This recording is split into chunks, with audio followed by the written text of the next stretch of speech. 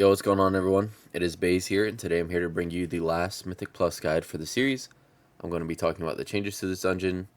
There are quite a few, so I'll try to cover them as quick as possible and remind you of what the important parts of the dungeon are and the important mobs. A little reminder here, you can click on the golden well in the middle if you're a paladin or priest and give your group a little bit of a damage buff. So let's cover the first change they made here, which was the nerf to the knight. They nerfed its AoE, and so it doesn't hurt nearly as much anymore. And then the next thing they changed is the mini boss on the right side.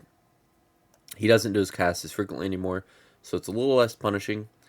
So some people are going right on the PTR and pulling that mini boss and then doing the boss with the other guy.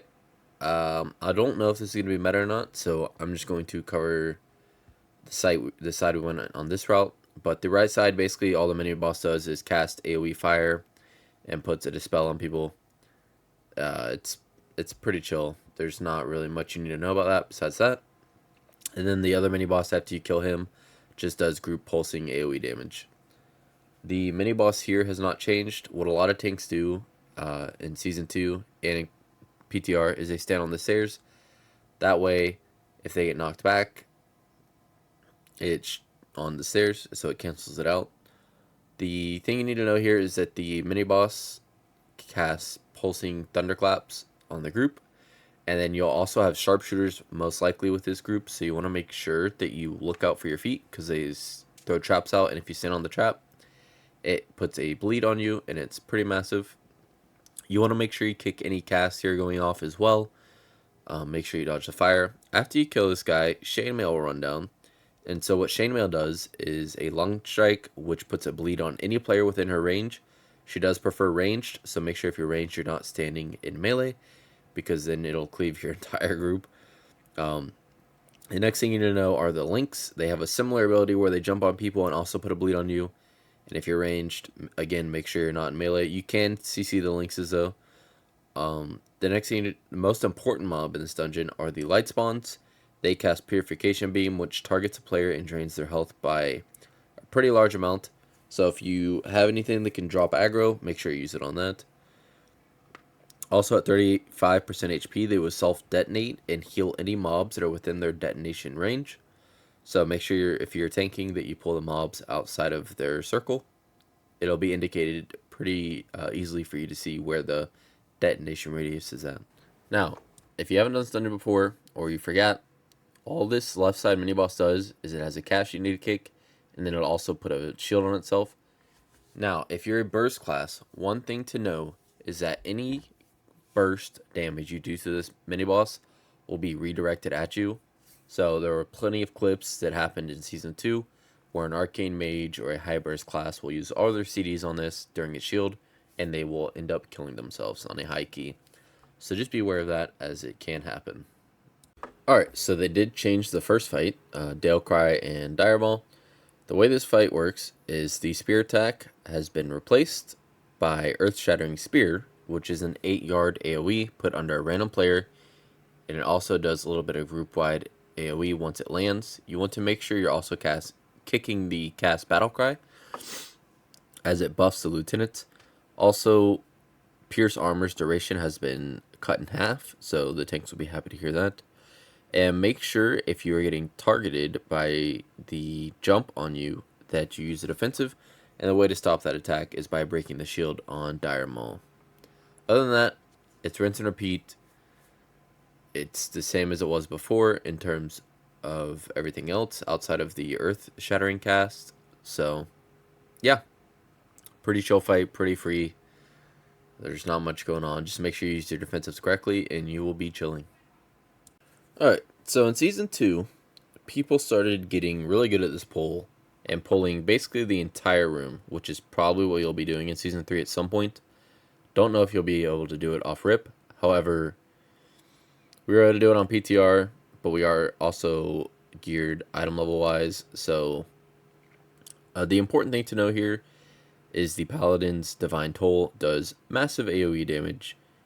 The Templars cast Wings. Also, the Paladin also puts Consecration under them, so make sure you're moving and watching your feet as well.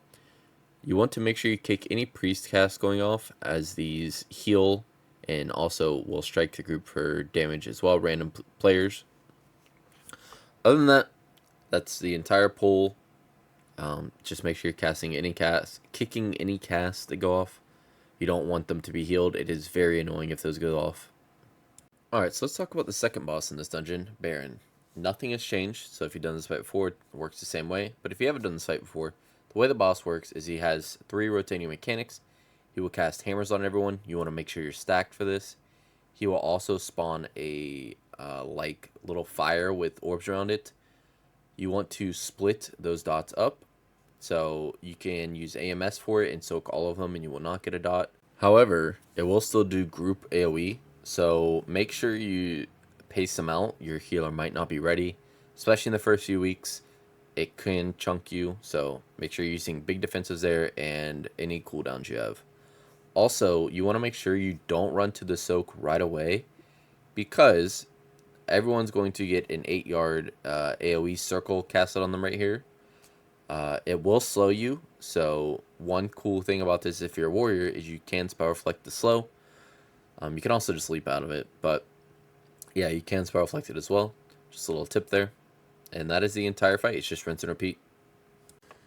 After that, you're going to have all of the mobs basically in the last area. There are a bunch of casters. You want to make sure you kick any of these casts, especially the mage's volley.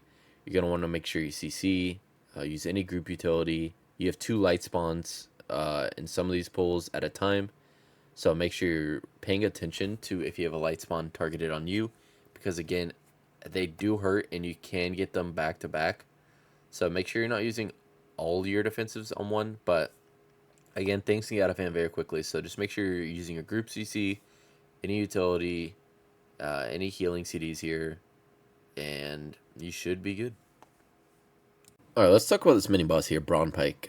He does massive, and I mean massive, group AoE, and you want to make sure the priests around him are constantly getting kicked. If any of these go off, especially in the first few weeks, you are probably going to wipe constantly on this boss. Make sure no heals go off as well. Also, you cannot skip this. It is not optional. You have to kill him before you go on the last boss.